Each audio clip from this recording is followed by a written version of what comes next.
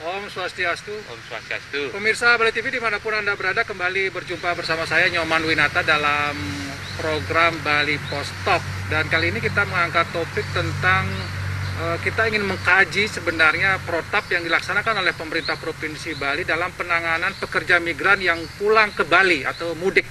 Ada hampir 20.000 pekerja migran yang pulang ke Bali, yang rata-rata mereka adalah pelaut, bekerja di wilayah-wilayah yang menjadi epicentrum dari COVID-19. Tentu ini menjadi hal yang cukup mengkhawatirkan walaupun cukup dilematis karena mereka tetap adalah anak-anak putra-putra Bali yang berjasa menjadi pahlawan devisa, tetapi di sisi lain juga mereka rentan untuk membawa virus atau COVID-19 ke Bali. Dan saya akan mewawancarai Profesor Dr. DRHI Gusti Ngurah Kade Mahardika. Ini cukup panjang. Beliau adalah guru besar virologi untuk pakarnya virus gitu, yang cukup pintas meneliti virus. Dan seperti apakah kalau kita ingin mengkaji protap yang sudah dilakukan oleh pemerintah Provinsi Bali, apakah ini sudah tepat atau mungkin ada perlu perbaikan-perbaikan. Kita langsung Om Swastiastu, Prof. Om Swastiastu, Prof, kalau kita lihat pemerintah Provinsi Bali juga sudah cukup melaksanakan upaya bagaimana menyaring gitu ya, PMI yang pulang ke Bali dengan rapid test dan segala macam. Nah, apakah ini cukup menurut Prof dalam kajian secara akademisnya, Prof? Oke, virus ini, virus COVID-19 atau COVID-19 ini, itu dengan rapid test itu hanya screening, penapisan. Kalau positif, benar positif, pernah tertular, tapi kemudian apakah membawa virus, belum tentu.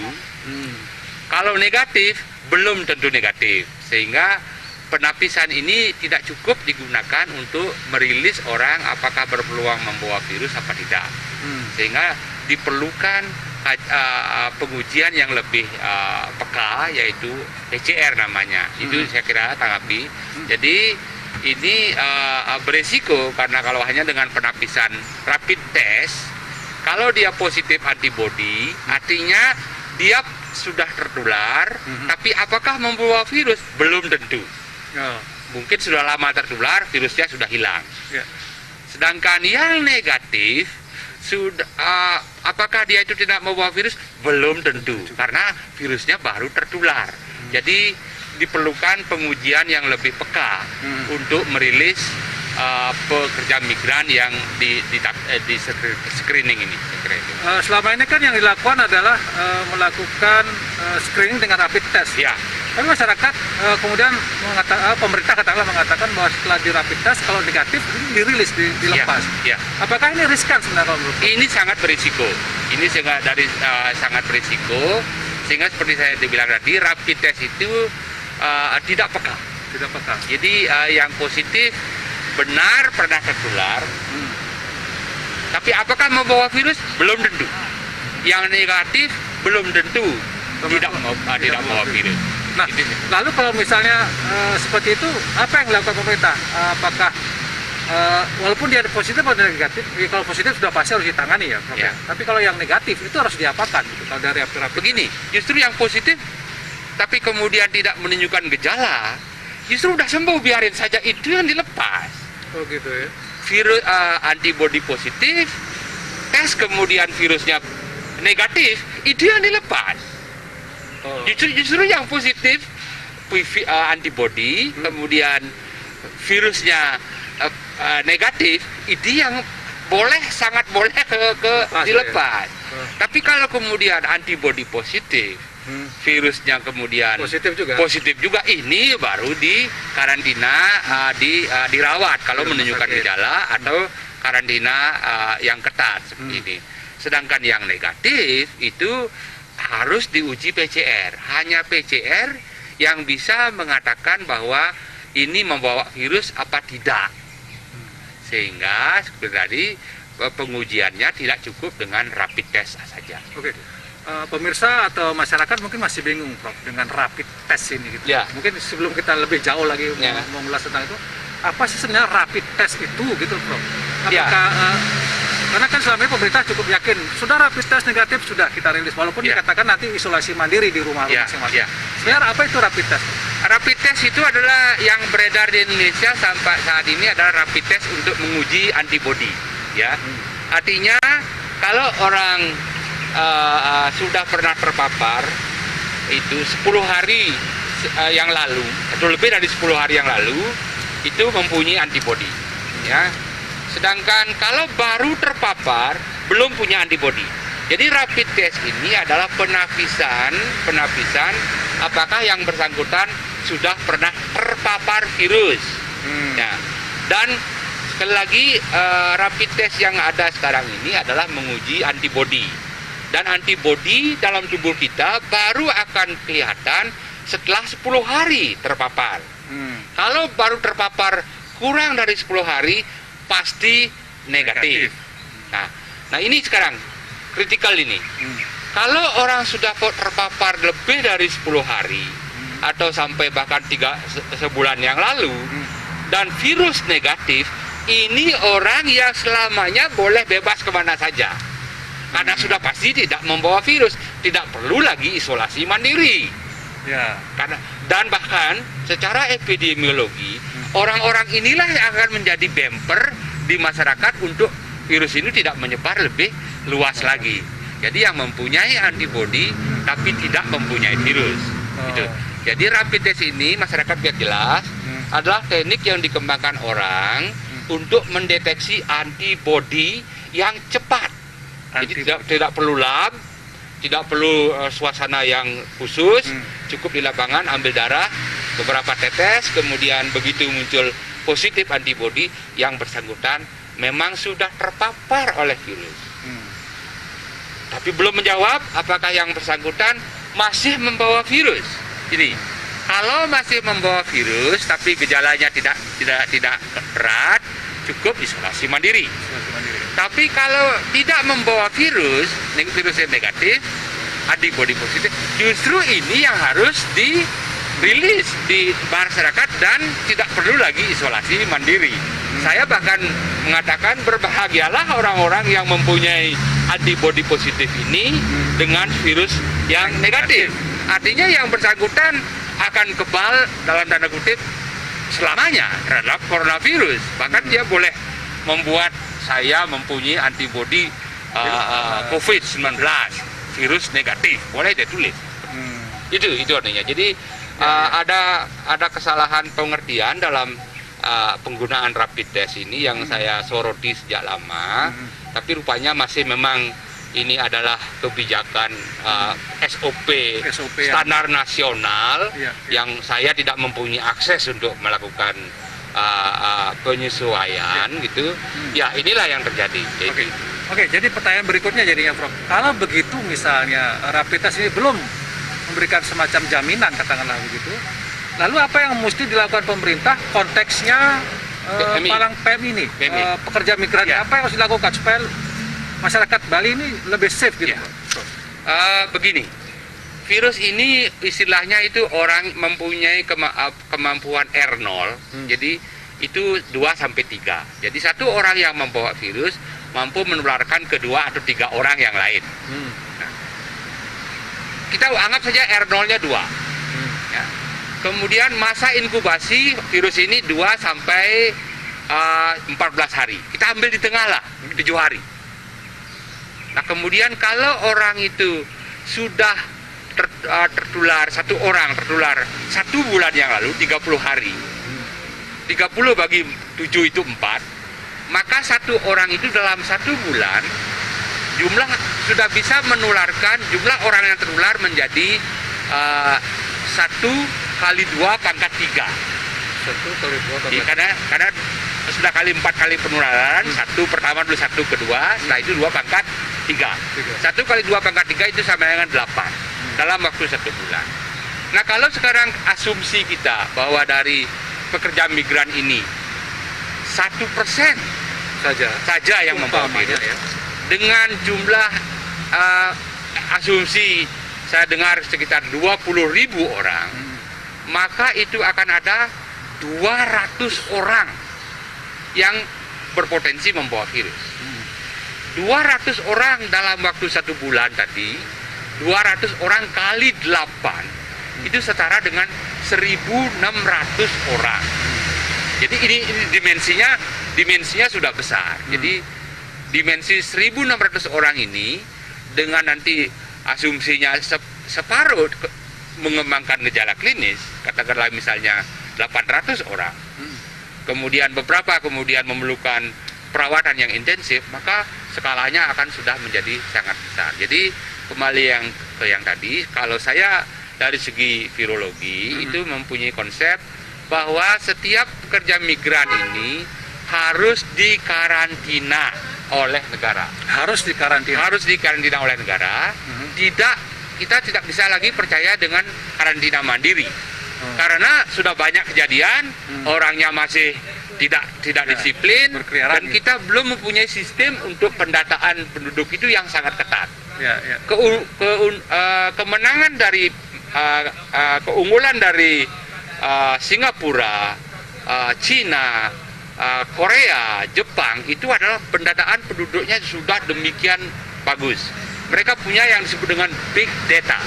Jadi setiap masyarakat itu sudah ada datanya, sehingga dan di HP-nya itu sudah klip-klip lampu hijau, kuning, merah.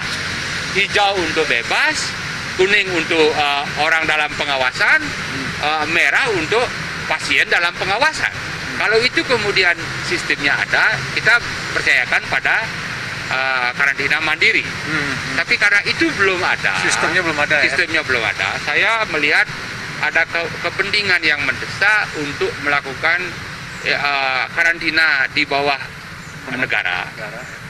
Dan saya lihat peluangnya itu ada. Jadi ada banyak hotel sekarang ini tidak ada tamu.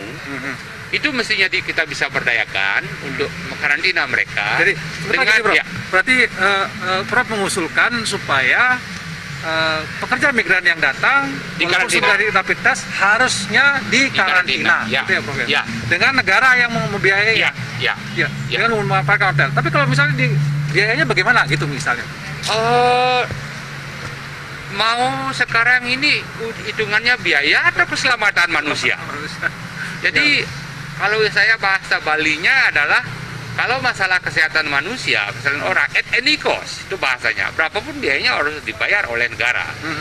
Nah, kembali ke yang tadi, dengan karantina seperti ini, kemudian hotel kita bisa berdayakan, kemudian pekerja hotel bisa kembali bekerja, meskipun mungkin pembayarannya tidak full, gitu. Jadi dianggap low season, sehingga justru akan memberikan peluang tambahan pekerjaan di dalam masa pandemi ini. Itu konsep saya kurang lebih. Jadi negara yang harus keluar uang gitu, apapun itu, karena ini kan untuk keselamatan manusia orang, itu.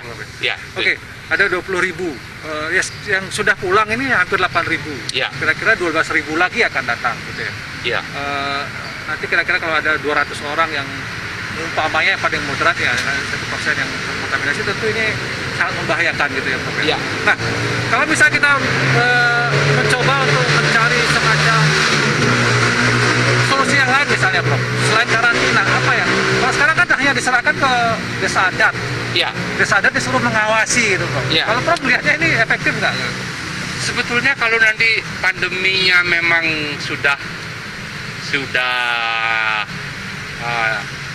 luar biasa, di mana negara pun tidak mampu lagi mengatasi, maka saya justru setuju juga desa adat lah yang kemudian diberdayakan untuk mengatasi pandemi ini dengan secara sistem gotong royong. Sekarang ini tentu agak aneh kalau diterapkan ke desa adat dengan sistem tadi. Kita tahu bahwa disiplin warga kita tidak begitu tinggi, kewajiban melapornya tidak diterapkan, kemudian kita tidak pernah bisa memonitor yang bersangkutan itu pergi kemana. Ya beda lagi sekali dengan Singapura, Jepang dan lain-lain tadi. Di Singapura itu benar-benar terkenali, itu keunggulan mereka.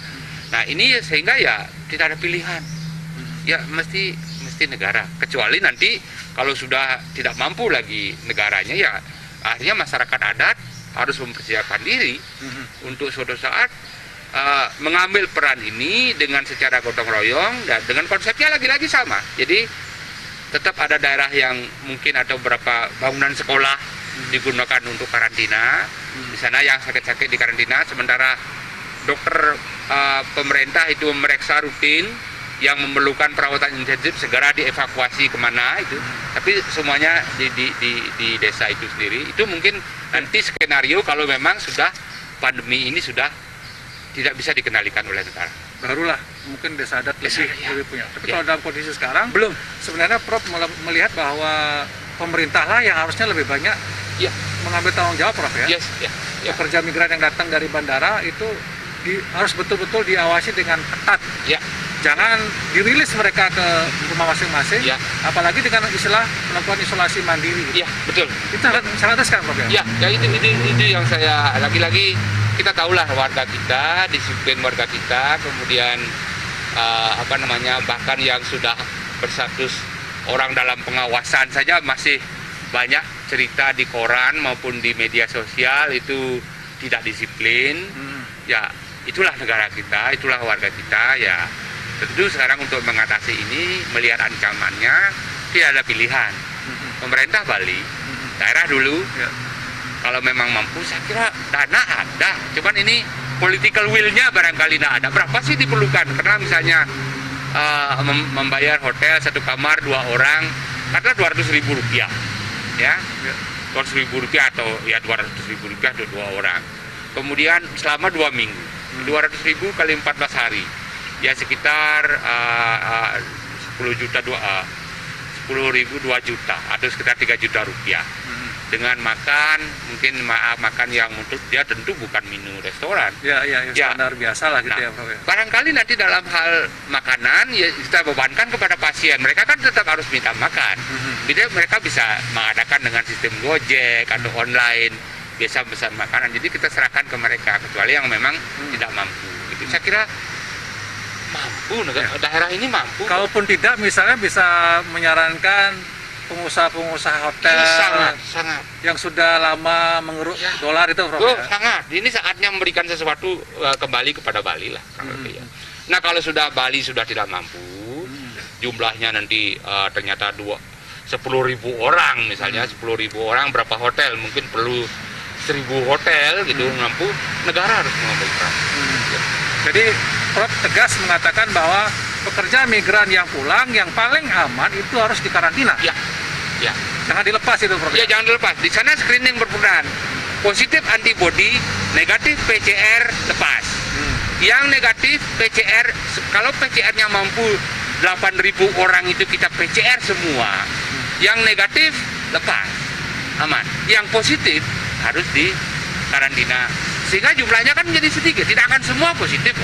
Cuma sekarang pengujian PCR untuk 8.000 orang atau 10.000 orang, katakanlah misalnya biayanya per PCR itu adalah Rp500.000. Ini yang bukan besar, 500 miliar atau berapa? 8.000 kali 500.000, 5 kali 8, 4 juta kali 1.000 ya 4 miliar. Itu diperlukan. Saya kira ini bukan masalah kecil sebenarnya sebetulnya. Lagi-lagi saya sangat mengajarkan secara virologi sesuai dengan bidang saya. Yang dipakai untuk kriteria merilis atau melepaskan orang hanya yang paling peka, yaitu teknik PCR. Jangan menggunakan teknik rapid test untuk mengambil keputusan merilis orang. Mungkin bisa diulang, Prof. Kalau yang nanti rapid testnya positif, tetapi kalau hasil swab atau PCR-nya negatif itu rilis. Justru itu yang kita harapkan. Sebagian banyak ada orang yang positif antibodi, negatif virus. Dia sudah kebal. Nah, kalau orang-orang seperti itu ada di lingkungan bersama kita, maka virus tidak akan berhasil menulari banyak orang. Jadi R0-nya itu menurun gitu. Jadi mereka itu sebagai bumper, sebagai bendungan untuk penyebaran virus yang lebih banyak lagi. Justru kita cari yang itu, positif antibody, negatif virus. Itu yang kita cari. Tapi kalau yang rapid testnya negatif, tetap harus di swab, harus PCR. Harus PCR. Harus PCR. Karena bisa negatif, bisa positif. Kalau dia negatif juga mungkin baru bisa dirilis. Tapi kalau dia ternyata positif, isolasi mandiri. Tidak akan semua perlu isolasi. Dari 8.000 itu atau sekarang 20.000 itu tidak akan semua positif. Adalah misalnya 1% tadi, ya kita naikin lah 5% saja positif virus. Hanya mengkarantina oleh negara sebanyak 1.000 orang, kan tidak besar, Pak. Jadi tidak besar itu. Jadi ini skalanya kelihatan dari angka bisa, tapi kalau pengujian PCR tadi itu kita benar-benar terapkan, itu maka kita akan tetap aman, masyarakat aman. Sementara yang yang mereka yang positif virus itu dikarantina mandiri selama 14 hari. 14 hari. Dan tidak akan semua menemui sakit. Hanya sebagian mungkin 50% sakit karena misalnya. Nah, kemudian dari 50% itu tidak semua sakit berat, perlu rumah sakit, bisa tetap di dalam karantina negara tadi. Karantina daerah lah, jangan negara dulu. Daerah masa tidak mampu. Ya. Setelah daerah tidak mampu baru kita melihat negara harus mampu. Ada dua tadi misalnya karantina pembiayaan nih, Prof ya. Pemerintah provinsi, kabupaten kota harus bekerja sama. Ini betul-betul yang pekerja migran ini bagaimanapun juga harus kita tetap. Oh iya, saya setuju. Biayanya itu bisa ditanggung bersama. Ya. Dan yang kedua kemungkinan bisa juga meminta partisipasi daripada yang bersangkutan. Dari bersangkutan dan juga investor pariwisata saya yang sudah sekali. mengeruk keuntungan gitu, Prof. Ya, saya setuju poin pertama bahwa pekerja migran itu adalah putra-putra kita, jadi anak-anak manusia, putra-putra daerah kita yang sudah berjasa untuk banyak hal, termasuk untuk keluarga dan untuk negara ini. Tidak ada tempat bagi mereka, dan mereka harus kembali pulang, dan kita harus terima. Tapi kemudian kita terima dengan beberapa kriteria. Jadi kalau memang positif virus, itu yang kita minta karantina dalam pengawasan, bukan karantina mandiri. Baik. Oke, Prof. Yang berikutnya, secara yang lain di luar pekerja migran, dalam kondisi seperti sekarang ini perlukah Bali itu, pemerintah Bali misalnya mengusulkan ke pemerintah pusat untuk melakukan pembatasan sosial berskala besar? Ya. Kalau dalam pandangan Prof sebagai pakar virus ini, Prof. Saya belum baca aturan PSBB. Di sana pasti ada kriterianya kapan harus melakukan PSBB ini. Tapi saya lihat dari segi virologi, dari segi virusnya sendiri. Kalau sekarang ini adalah penularannya itu semakin banyak, dan kemudian pasien yang sakit sangat banyak, dan mampu daerah ini sudah kemudian baru apalagi kemudian yang ICU dan sebagainya. Dan yang kedua syarat yang jadi jumlah pasien bagi saya. Kemudian yang kedua adalah sinyal virus, Pak. Jadi kenapa sinyal virus? Begini, kita mempunyai kewajiban juga tidak hanya melindungi orang yang ada di Bali dan Indonesia, kita juga mempunyai kewajiban untuk orang seluruh dunia. Kalau ternyata sinyal virusnya kita pelajari, ternyata aneh, berbahaya bagi penduduk dunia, kita wajib melakukan PSBB, bahkan lockdown untuk Bali untuk melindungi warga dunia yang lain. Itu konsep dari segi ilmu saya. Ya. Nah, sekarang jadi jumlah pasien, kemudian cara penularannya, kemudian sinyal virus. Nah, kalau sudah sinyal virus dan ini sudah luar biasa, tidak ada pilihan. Memang harus lockdown, bukan hanya PSBB, lockdown. Ya. Nah, sedangkan yang untuk mohon PSBB ini, dengan data sekarang, Pak, saya maaf dari segi virologi, dengan data sekarang positif berapa? 70 berapa itu? 79 orang itu, bagi saya secara virologi masih underdetected, jumlah yang dideteksi itu masih rendah. Gitu. Sehingga tidak ada alasan untuk PSBB. Jadi saya bahkan membuat estimasi yang jauh lebih besar untuk Bali dengan asumsi virus ini masuk di awal Januari 2020 dengan satu saja. Kalau ada satu saja orang masuk dengan sudah waktu 3 bulan itu 90 hari. Ya. Kalau masa inkubasi 7 hari atau 9 hari, biar gampang hitung 9 hari, maka sudah ada 10 kali rantai penularan. Itu 2 pangkat 10. Itu kalau yang masuk itu 1. Nah kalau yang masuknya 5 atau 10 atau berapa, tinggal dikalikan. Jadi jadi saya dari segi virologi itu masih Artinya rendah. kalau angka 79 itu masih angka yang Underdetected. ada maksudnya Prof, di luar itu masih kemungkinan sudah banyak yang tertular, Prof. Sebetulnya ada jumlah pengujiannya yang belum cukup. Gitu, Oh. jumlah pengujiannya yang belum cukup. Jadi Indonesia pun sama pendapat Ya, saya. ya, Bagi saya masih 3.000 sekian Indonesia sekarang ini. Bagi saya masih underdetected karena jumlah pengujiannya masih rendah. Nah ini sebenarnya Bali ini perlu melakukan deteksi yang sebanyak-banyaknya. Kenapa?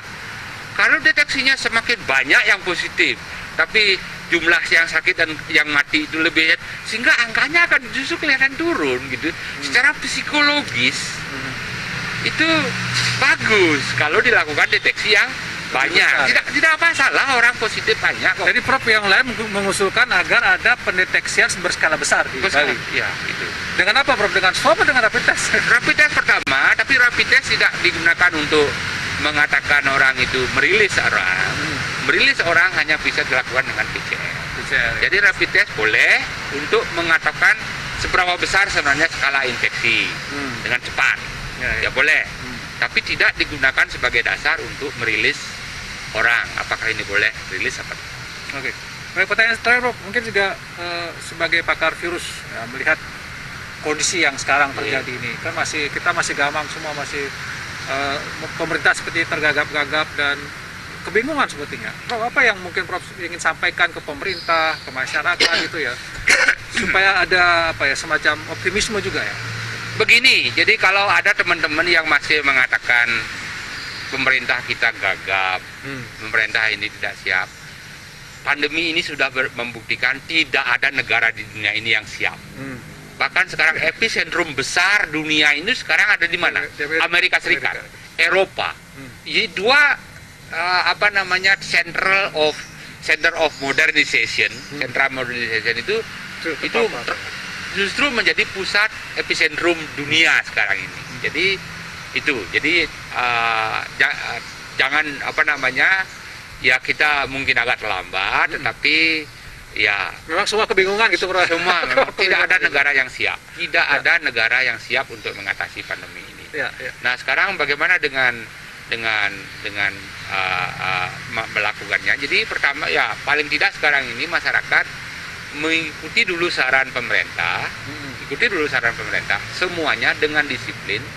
Tapi kemudian saya sarankan untuk pemerintah untuk selalu mengkaji apa betul ini. Perlu nggak dilakukan terobosan-terobosan baru sesuai dengan perkembangan yang ada? Apa yang kira-kira bisa kita lakukan sehingga kita bisa keluar dari suasana pandemi ini? Ya, ini yang perlu saya kira saran saya kepada pemerintah pusat maupun pemerintah daerah agar mengkaji terus-menerus situasinya. Jadi kalau sekarang dihitung 4 minggu sudah kita melakukan social distancing, sementara kasus masih meningkat juga, bertambah terus. Jadi pemerintah mesti mengkaji kira-kira apa lagi yang bisa kita lakukan untuk terobosan-terobosan yang bisa kita lakukan sehingga kita bisa segera keluar dari pandemi ini, suasana pandemi ini. Ekonomi masih mulai bergulir, kemudian kehidupan masyarakat mulai bergulir, kemudian dengan tentu saja basis saya adalah dengan basis pengetahuan terbaik. Ya, ini harus dulu disertai dengan pengetahuan dan pemahaman tentang situasi dan virus ini dengan baik. Jadi saya kira ada peluang. Saya optimis ada peluang sambil menunggu vaksin. Saya nggak tahu apa negara ini mengembangkan vaksin, tapi bagi saya kalau mau mengembangkan bisa. Tapi apakah kita mau berlomba-lomba dengan Amerika, ada Cina? Kalau mau sih barangkali kita justru beruntung kalau mau mengembangkan, siapa tahu ya. Tapi sambil menunggu itu, jadi sekali lagi untuk masyarakat saya minta sekali disiplin. Kemudian pemerintah kita percaya akan melakukan yang terbaik untuk mengatasi masalah pandemi ini. Dan saran saya atau kritik saya untuk pemerintah adalah melakukan kajian-kajian virologi dan keilmuan untuk mencoba mencari terobosan-terobosan yang sehingga kita bisa keluar dari suasana seperti ini. Saya kira itu. Suasana Ya. Baik, terima kasih Prof atas waktunya. Rajang. Semoga ini betul-betul bisa segera berlalu, Prof, Ya, karena ya. sepertinya tidak akan menyenangkan kalau begini terus gitu. Ya. Baik, terima kasih, Prof. Ya. Dan pemirsa Bali TV, demikian Bali Post Talk kali ini. Dan satu hal yang saya tekankan tadi tentang bagaimana menangani pekerja migran yang baru pulang dari luar ke Bali. Ini harus betul-betul perhatiannya, ada semacam kritikan untuk masukan kepada pemerintah Provinsi Bali, ini mohon didengarkan. Dan yang penting jangan sampai yang 20.000 ini kemudian dalam tanda kutip ya mungkin akan membuat yang 3 juta ini mengalami persoalan. Tapi sekali lagi mereka adalah putra-putra kita atau putra-putra Bali yang sudah berjasa. Mereka harus kita bersama-sama menghadapi persoalan ini, mengajak mereka bersama-sama, dan kita bersama-sama juga harus bisa keluar dari badai ini. Demikian Talkshow Bali Post Talk. Saya ucapkan terima kasih atas perhatiannya. Sampai jumpa di Bali Post Talk berikutnya. Salam Om COVID. Santi, Om Santi. Santi.